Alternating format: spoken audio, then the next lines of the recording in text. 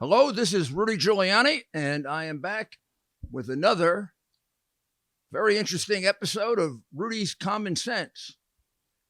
And today we're going to concentrate on a national debate that over the last year has really heated up, takes place all throughout America, I would say, if you look carefully enough. And it's about probably one of the most important issues that affects people, particularly parents. It's already decided a very critical election, probably the decisive factor in a very critical election and surprising one. And although issues like the economy, inflation, taxes, it's the economy, stupid kind of thing, or issues like those created by the war in Ukraine, the terrible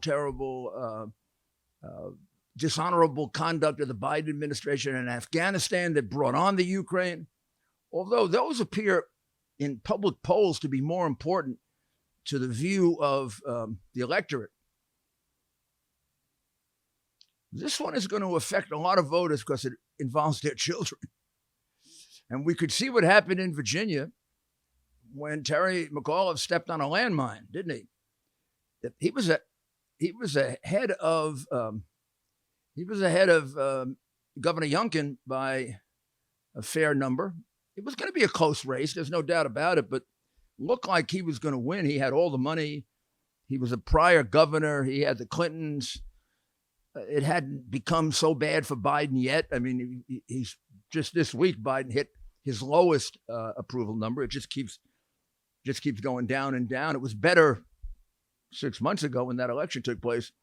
And then all of a sudden, it was as if he set off an atomic bomb on himself when during a debate, and I'll just paraphrase, but he essentially said, the parents shouldn't have a real role in education. They should stop screwing things up in Loudoun County and other places. Wow. I know I did a podcast back then on it, and I said it reminded me of, the Japanese admiral who at the end of the movie about Pearl Harbor, and then also, I think, he says it at the end of the Midway movie, so he couldn't have said it both times, or he may not have said it at all. But it's still a great line. Admiral Hirohito, I believe it is, says, "I fear that we have awakened the sleeping giant." Now, theoretically, that if it took place, that had to be Pearl Harbor, right? But it's in both movies. But in any event, whether the Japanese admiral said it or not, I said it. They awakened a sleeping giant known as American mothers, with the fathers there to help. Believe me, because a couple of fathers got arrested.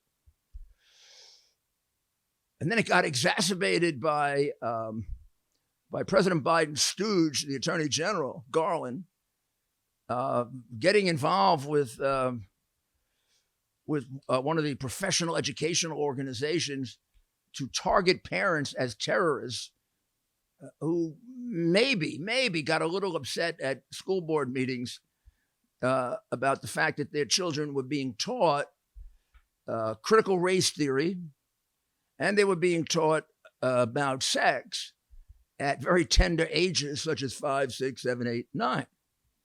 This labeling these people as terrorists, it's a frightening one of many steps that indicate a certain fascist tendency in this Biden administration.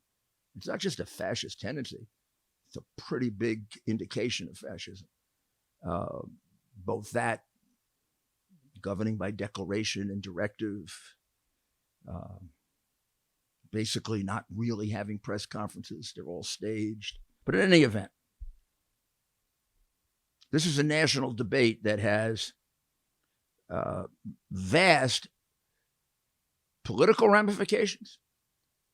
And it may be one of the most important for our future, because what the heck could be more important to our future than the education of our children? Not just your child, not just my child, but all the children. I remember when I first became an advocate of school choice, it was probably 1995 and 96 when I took a good look at the New York City school system and realized it wasn't a school system at all. It was a job protection system for the teachers union. You couldn't fire the pedophiles and you couldn't fire the bad teachers, and you had to pay them the same as everybody else until you went through a proceeding that was harder than a criminal trial. So I started to prosecute them, get them prosecuted. I got them prosecuted before I could get them fired. So I was paying people in prison as teachers until I could get them out as teachers. So this has been a problem that's existed for a long time. The indoctrination of our children in Marxist ideas, which I didn't recognize really, and I should have, because at one time in my life I was a bit of an expert on communism, has been going on for a long time. And the teachers union connection to communism is very, very strong. They've done a very good job of trying to teach our children to hate our country, to defile our country, to defile our flag. It's perfectly okay to burn it. You can kneel down during the national anthem and you're a nice guy. You're a really terrific person. You know, you can spit on the flag. You can burn it. What else can you do? You can take down statues of Theodore Roosevelt at the Museum of Natural History. You can demonstrate all you want if your Black Lives Matter, even during a pandemic when everybody else has to stay inside. You can smash open stores and take out everything in it, and the police just watch you do it. This is what they have taught our kids to do because they've indoctrinated them. But now it's come to the fore. So presently we've got just one more indication of it, but here in the metropolitan area. But it reverberates around the country because the earlier battle was really in Loudoun County, Virginia, where it's still going on. New Jersey has passed New Jersey State Board of Education has passed a set of rules that put the lie to the fact that they don't teach sex to young children in school. So we all know, I think we're very familiar with, well, I should say we all know, but most of us know about the bill and the law that was passed under Governor DeSantis in Florida. Let me just, pause to say thank you to Governor DeSantis and to the legislature in Florida for putting our children first, which the school union never does and the school system never does. The children don't even get considered. Their welfare is irrelevant as long as the teachers get their jobs and their raises, their vast amount of time off. What was it, 2 years for the pandemic when children really weren't at risk? I mean, that was, among other things, a complete con job.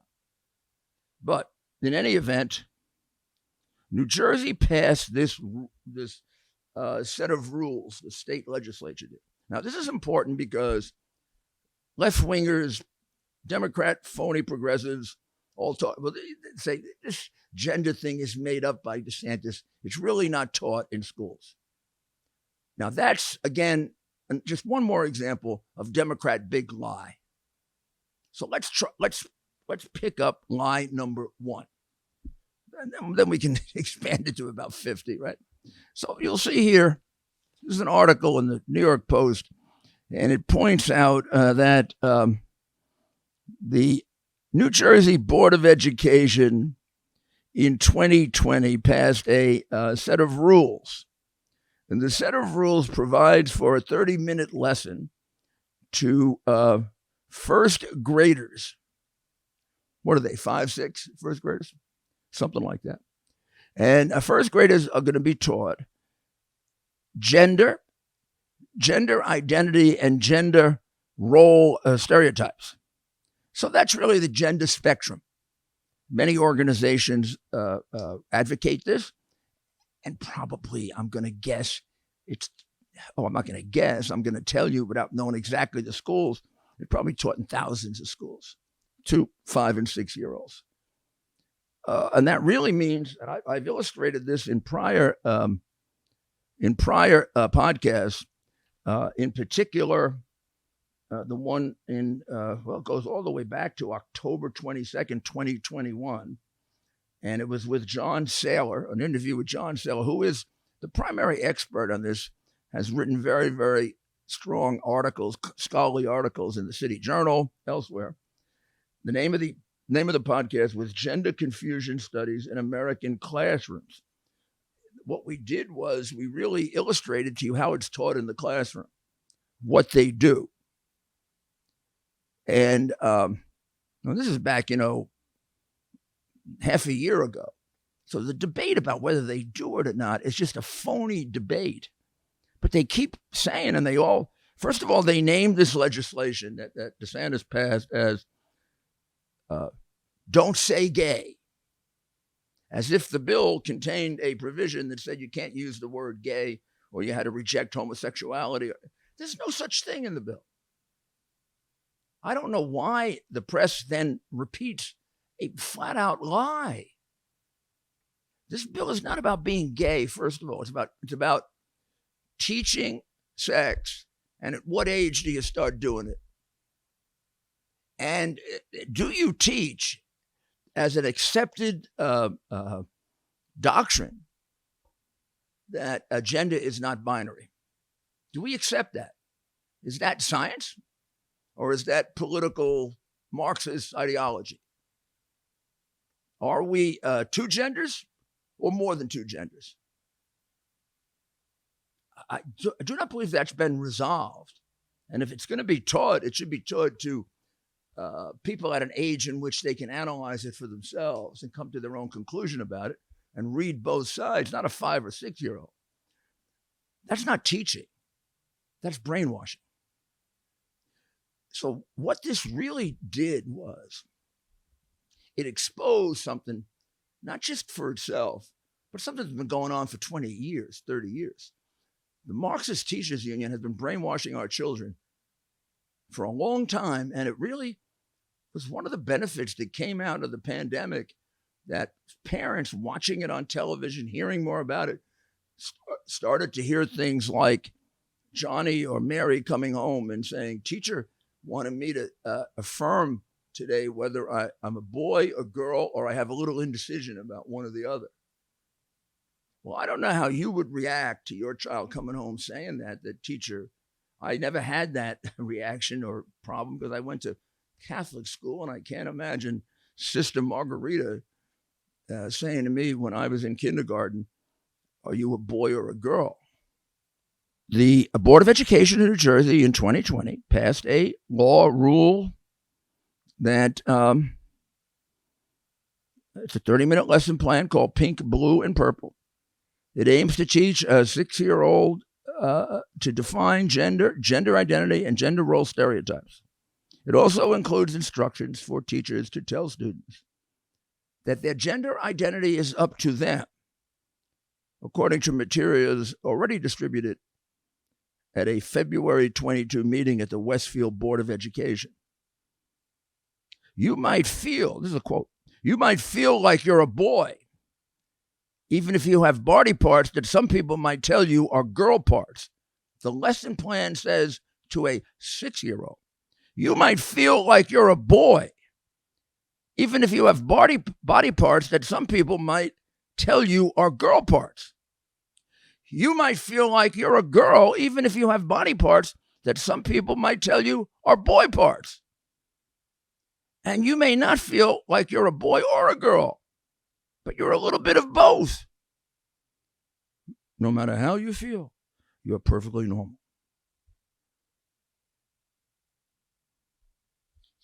Who says? Where's the science on that? This has been decided that we're now more than two genders. This is not going to confuse the living daylights out of children. I'm going to take you through the demonstration we did back in October to show you how this is done in a school, because it is extremely intimidating, and it's done in a way to indoctrinate rather than a way to teach. The teachers that are part of the teachers union, except for the exceptional ones that are still good teachers and remain part of that decrepit organization, they don't teach anymore. They propagandize. I mean, you look at this article here, and this is also in New Jersey. This is Montclair State University, And they put out this article recently, right, in which they argue for and are very satisfied with the efforts in New Jersey about quality sex education that should begin at the earliest possible moment, creating an early foundation for gender diversity, gender nonconformity, and gender-based oppression. Waiting until the 8th grade is way, way too late. So when we hear something like this from the mayor of New York, and we'll play this clip for you, we wonder what's going on among Democrats. I mean, every Democrat city is falling apart. Every Democrat city has massive amounts of murder. They set records for murder last year. This guy Adams comes in. He's going to be the law and order mayor. The crime is up 40%. The crime is worse under the law and order mayor than it was under, because he might be a law and order mayor, but he is a very obedient Democrat progressive who wants non-citizens to vote. So let's listen to his rather ignorant comments about this. Well, first of all, I like rivalries with other states, specifically with the Don't Say Gay. He was wrong, period. And it was political posturing.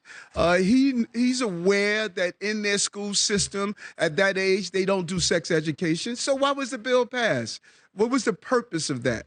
Well, I mean, if he had bothered to read the morning newspaper, he would have found out that the state, which is, oh my goodness, right to his left or right, depending on what direction he's facing in New York, and that the northern part of which 60% of their citizens work in his city, that state has had this education since 2020. He might also have educated himself that many of the schools in his school system, teach it and have been teaching it for 4 or 5 years. I mean, he's just dead wrong. Now, does he say it because he's a political shill of the Democrat Party?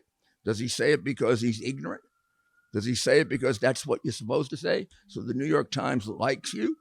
What it does indicate is he ain't much of a mayor. I know what it takes to be a mayor. It takes having an independent mind, not being pushed around by the people who have no right to be running cities because nobody elected them and they really are too screwed up to be running cities. We might as well not have a mayor or a governor because the teachers union runs everything, even when we can open what the curricula is. So Adams, I mean, I don't know how he can say that this isn't taught in the schools when it's taught in his schools and it's taught in the schools right across the river.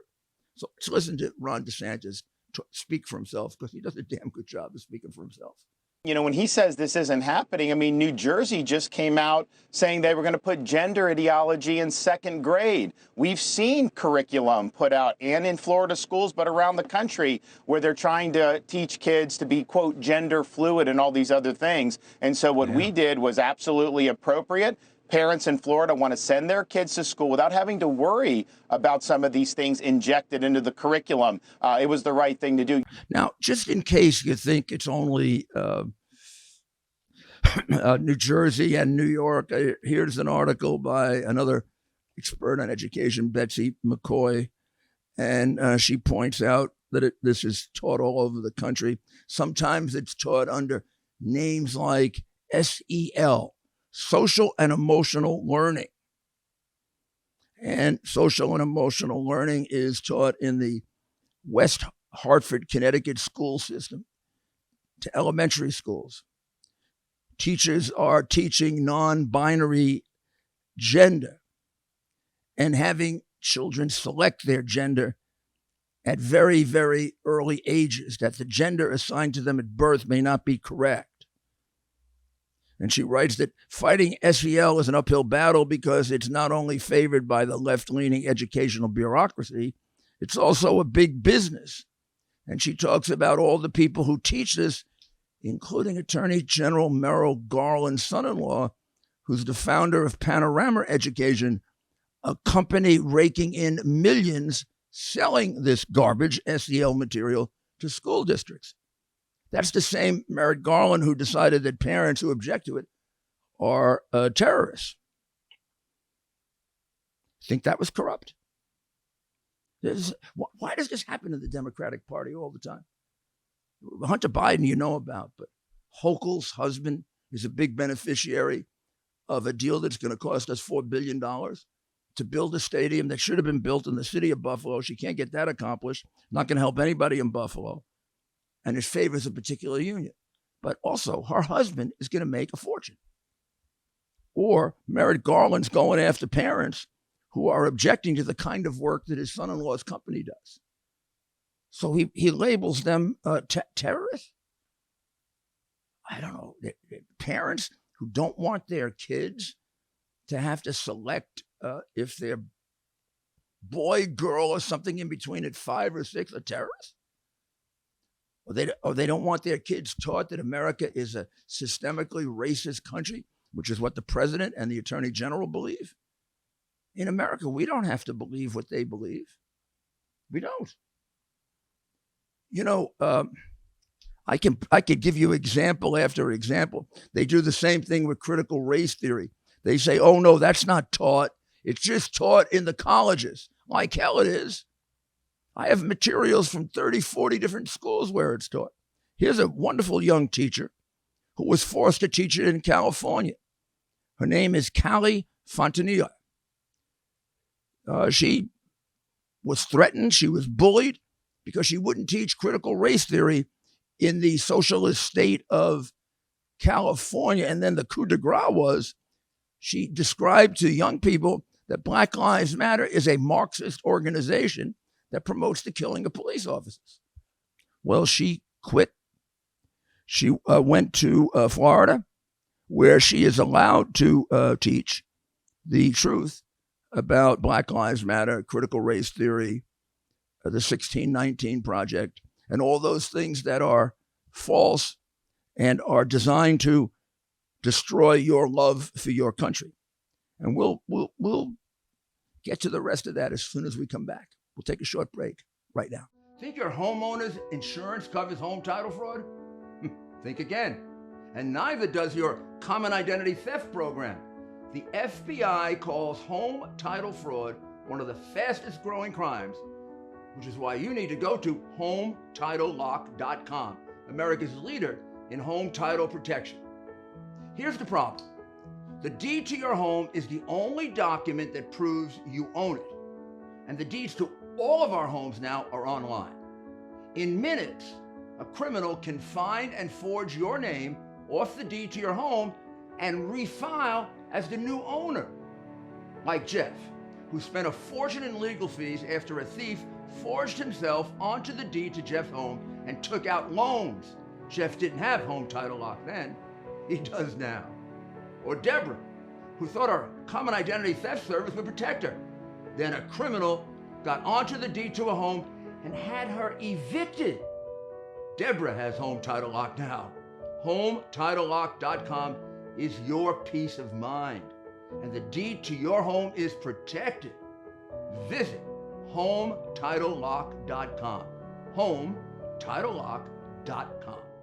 This is Rudy Giuliani back with you on this extraordinarily important topic because it involves our children, and that is, has American public education, and my goodness, you know, we'll do another one on higher education, has it really become basically an indoctrination program for Marxism? I mean, it certainly doesn't do well on teaching math and English, where every year it slips. We were getting near the middle of the pile in terms of countries, even though we spend more than anyone else. And we're starting to slip into this bottom half with regard to math and English. And in urban districts is the disaster. Maybe 15, 20, 25% are reach the standards, unless you go to charter schools, private schools, parochial schools, or you do homeschooling. And in every area, they do considerably better. And the teachers union spends millions putting out phony reports to the contrary. You know the best indication of that? When there are applications available to get out of the public schools and get scholarships to the other schools. I had one when I was mayor of New York City. We had like 10,000 spots and we had 240,000 applications for a potential of 340,000 students. Those are mostly our minority parents telling us they are damn fed up with the horrible education their children are getting. You want to talk about handling the real problems of the Black community? How about you totally change education and you do a choice program? Let the parents decide what school the kid goes to. That's what I wanted to do. You know who blocked me? At the last minute, they got somebody to change their vote by intimidating them. The Communist Teachers Union. We could have done it 12, 15 years ago if it wasn't for the communists. Now, why don't they want school choice? Because they can't stand the competition. It's the same reason they don't want to be evaluated. I offered to evaluate them. I had to go through a board. I didn't have control. I evaluated everybody else in the city. We got great results. We evaluated the police department almost every week. Crime went down more than crime ever went down in any city in the history of America. I reduced crime more than any mayor that ever lived. And I did it through the CompStat program, which was an accountability program. I did the same thing in the jails. Violence went down by 90%. And I did the same thing in the country of Colombia and elsewhere in the world by accountability.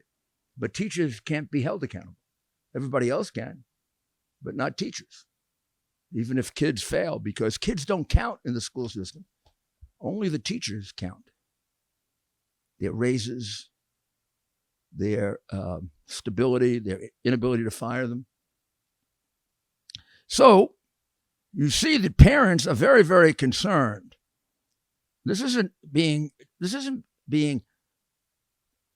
like giving them from the top down. This is coming out of the grassroots. This has been going on for quite some time, but it hit like a, what would you call it? Like an extraordinary moment with that McAuliffe comment. He expressed something that, let's say, us Republicans have believed about the Democrats for 20 to 30 years, that they wanted to get parents the hell out of the schools so that their favorite teachers union could run things the way they wanted to. Now, believe me, Democrats are owned by the teachers union. I'll give you this example. 70% of African Americans want to be free of the teachers union, and they want vouchers, choice. They want to be given the money, and they want to get the hell out of the public schools. Very, very few Black Democratic politicians favor what 70% of their community wants because the teachers union pays them a lot of money. That will tell you some reason why. They'll give you a good reason why there hasn't been that much progress in urban Black America, except in New York when I was the mayor, or during the period of time that Trump was the president. And they got to the highest employment rates, lowest unemployment rates, highest wages. In my case, we ended up saving communities like Harlem and others and made them into world-class communities. Got crime down to being the safest large city in America and got lots of people off welfare by having workfare. That doesn't happen with Democrats. They want to keep a certain portion of the community dependent so they can have a captive vote. It's disgraceful. This indicates it more than ever. A lot of parents get it. They get the fact that the school system wants to become a transgender indoctrination system. A study conducted, I'm reading this now, a study conducted by the American Academy of Pediatrics, you would have to say that's an unbiased source, released in May 2020, showed nearly 10% of high school students in one particular school district that was selected, that 10% were gender diverse. You go back to 2017 and that percentage was 1.8%. So the number of transgender or gender diverse students in 3 years went up 5 times. Well, what was it? Something in the water? Or was it the indoctrination of these people? And when I show this to you in a few minutes at the end here, you'll see for yourself how it happens. You can see how sly this. It's like trying to get somebody into a cult. What these teachers do, and exactly why they want to screw up the sex lives of our children, I cannot figure out. But let's look at one of the great experts here. If you think I'm making this up, that Democrats want parents the hell out of the school system, I want you to look at one of the great heroes of the education movement from the greatest newspaper in the world, the New York Times, and that's a woman named Nicole Hannah Jones. There's her picture. That's Nicole. Nicole wrote a book called 1619, in which she told us that our history of America is we've been wrong for 200 years. We were actually founded in 1619, and we were founded as a slave colony. And, we were the worst slave colony in the world. We almost invented it. Well, of course, that's ignorant, stupid, dumb, prejudiced. Slavery existed long before America. Slavery still exists, and America has banned it. White Americans died to make black Americans free. Doesn't mean there weren't white Americans who were horrible racists and did terrible things for which the country has done everything it can to make up for, short of destroying itself. And it sure as hell has made up for it, because you go take a poll of blacks around the world, what country do you think they'd want to come to more than any other? The systemically racist America. That our president, and damn him for saying that, our president tells us we're systemically racist. Are you systemically racist? I'm not. Is he? Sure sounds like it. You know his quotes. Don't want to send my kids into the jungle. If you don't vote for me, you're not black. Could be the product of his being stupid, but it could also be the product of an inherent racism, which is why he thinks you're systemically racist. Well, this woman thinks that all whites are systemically racist. But here's the extraordinary thing. She doesn't think parents have any say in kids' education. And she says, I'm not a professional educator. I don't have a degree in social studies or science. We send our children to school because we want them to be taught by people who have expertise in the subject area. That is not my job. She wrote a history book to indoctrinate your children, but she's not qualified to help her children with history. And the left-leaning press doesn't point out the contradictions of this idiot. The 1619 thing is all around the country. The 1619 woman who wrote the history where they try to indoctrinate your children into believing that America is an evil country doesn't feel qualified to help teach her child history. Are you kidding me? And we're supposed to sit back and just take it? I'm reading it to you straight out. I'm not a professional educator. Then why the hell did you write a book on history? Maybe that's the reason why there isn't a page that's accurate. I don't have a degree in social studies or science. We send our children to school because we want them to be taught by people who have expertise in the subject area. Well, she has no expertise in history.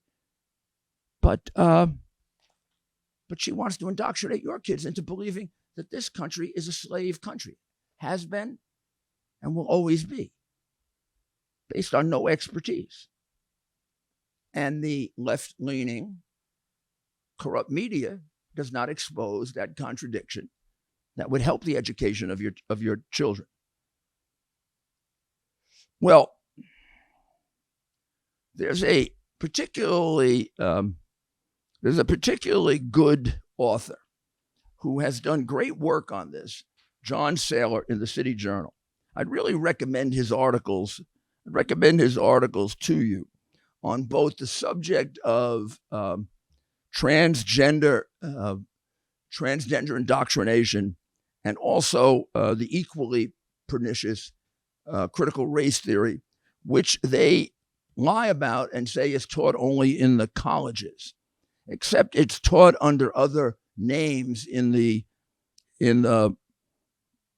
public schools. For example, in many public schools, white children have to take a white privilege test in which they determine just how privileged the child is. In some cases, just to single out the children that are most privileged, and they'll have a miserable time in school. Sometimes even to adjust grades and scores. That is in critical race theory, which is a complete, absolute creation of communists. It comes from the critical societal theory of Marx, and it changes the distinction from class to race to create chaos and destroy us, so we will embrace the wonders of communism that have led to the downfall of 27 different countries and the murder of at least 100 million people. It's a really good goal, isn't it?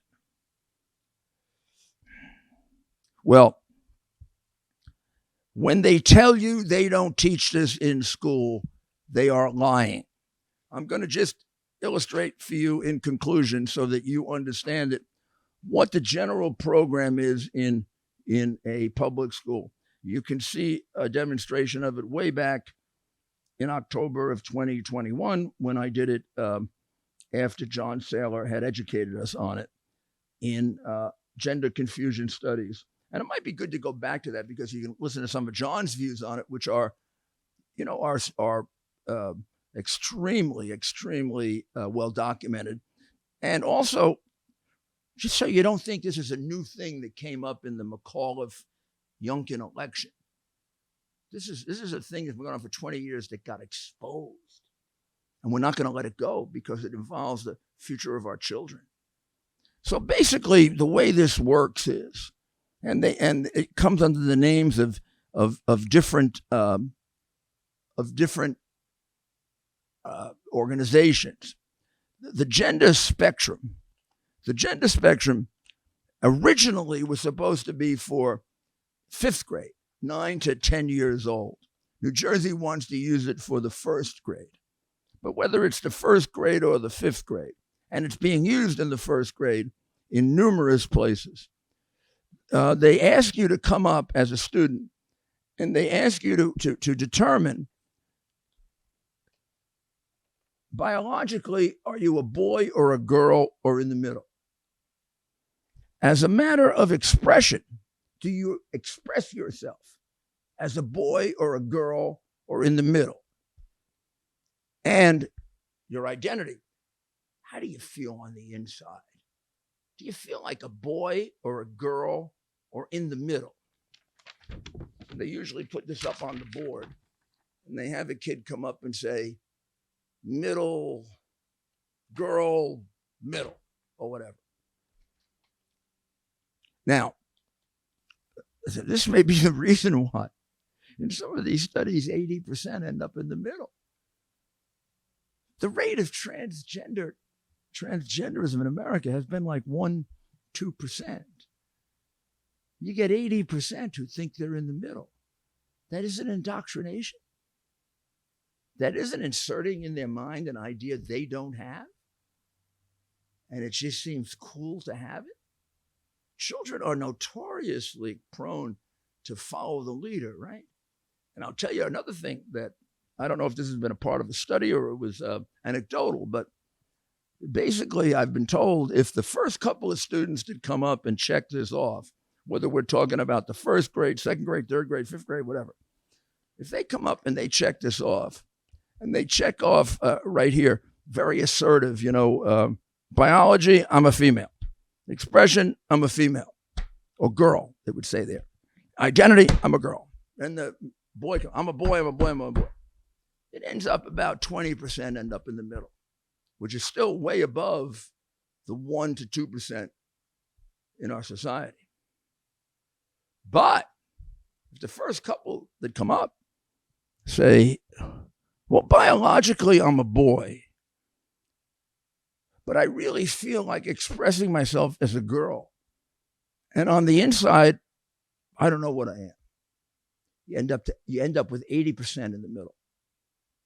Well, that 80% isn't in the middle. They're following the leader.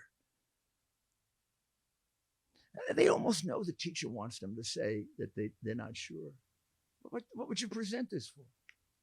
I don't know. I'm trying to think. I went to a Catholic school. I'm trying to think when I was in the first grade, and they were making fun of me because of Rudolph the Red-Nosed Reindeer. I would probably said I was a reindeer. My biology, well, I knew I was a boy biologically, I think by 5 or 6, I hope. How do you express yourself? Well, I express myself as a boy because I like to play baseball and I like to box and I get into fights. So I'm a boy. All the girls, say I'm too rough. Identity. On the inside, I feel like a reindeer.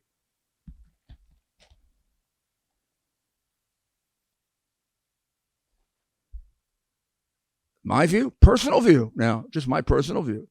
This is sick. You have every right to believe that if you want. You don't have to. To do this to a 5 or 6 year old like they're doing in New Jersey, I think it's child abuse. It's not the only way they abuse childs. I mean, they've had masks on them for 2 years when they didn't need them. Imagine a kid growing up with his face covered all the time for 2 years. The damage you've done to that kid in the name of political ideology, because the mask was politically ideological. It didn't do the mask they used in school probably got kids sicker rather than healthier because kids sniffle. Why do they sniffle? Because they have to get rid of that stuff, right? Instead, they take it right back in. That makes sense to you? Didn't make sense to a lot of doctors. But in my city, that mayor you saw, who doesn't think they're teaching this right in his own schools and right across the river when it's being done, he's still requiring them to wear masks at 5 and 6 years old, even though they can't get the illness and they basically can't give it. And they don't die from it. Just keep them masked up. Maybe someday they'll get to see a face. We have to get control of this country again, and we have to get it back to the great, wonderful liberal democracy that it was, rather than the Bidenista fascist institution, communist fascist social that it is. And there's only one way we're going to do it, from the bottom up. You got to get involved in local politics. Of course, I want you involved in the 2022 and the 2024 election when we get a chance to really reform this country and take back the Congress and the presidency and get America back on the road that it was on when Donald Trump left office, after we were recovering from the second recovery of America, and particularly benefiting minorities more than ever before, because they rid themselves from the political party that keeps them dependent in order to control them. That's the Democrat Party. So we're going to need you in 2022 and 2024. But we need you getting involved in your school boards. Boy, that's made a big difference. Go to your school board meetings, whether you have children or not. If you feel like it, run for office. Take the place of those idiots who call the police and try to make parents who are upset about the fact that you're indoctrinating my kid, tries to make them as domestic terrorists. I mean, you know that the head of our Army, Navy, Air Force, and Marines, and our Attorney General believe our biggest problem is white supremacists. Last year, we set records for murder in almost every Democrat city. Now, how many white supremacists committed those murders? I don't know of any, but there may have been some. But they certainly aren't the biggest domestic threat that we have, unless you're spewing propaganda, which is what they're doing. But can you keep it out of our schools, huh? And Garland, just because you got a son-in-law who makes a fortune from teaching this shit, yeah, don't call our parents terrorists, huh? And don't give us this garbage you didn't know about it. This was a backroom deal. And you're a disgrace as Attorney General. But that being said, we got a call for action. And that is get involved with your school board. Find out what's happening and let me know. Go to RudyGiulianiCS.com. You'll see a big space there for you to give me information. For example, I got a tremendous amount of information on a school system in Long Island that's been teaching this stuff for 10 years, including the lesson plans. Going back 10 years, trying to confuse kids about their sexual identity and kind of confuse them and get them to hate themselves because they're white and to feel guilty and to feel victimized about themselves because they're black. The only way we're going to change this is by bringing it out and getting the parents involved at the local level. So keep me informed. Let me know what you think. And please do me and yourself and everyone else a favor. Recommend this podcast, this one and the others, to your friends and your neighbors, because this is the only way we get around the Iron Curtain of censorship. Our ability to find out what's happening accurately and correctly is about the same as China, where they actually do have newspapers, and then they crack down on them. And here they don't have to crack down on them because the newspapers are part of the conspiracy. They never tell you about the hard drive. They never tell you about the election. They never tell you about the infiltration of the schools. They never tell you about, unless it's in their interest, and then they lie about it. So you have to count on podcasts like mine, distributions like mine. Not just me, but a whole group of us. We're getting you the facts that you need. And it's getting through, and that's how we end up with 55% of the American people now thinking that the election in 2020 may have been something wrong with it. By the way, there was something wrong with it. That's how we got people to understand that Donald Trump was being framed with Russian collusion, which he was. So I need your involvement. Sign up and get other people to sign up. Let's show them the strength that we have.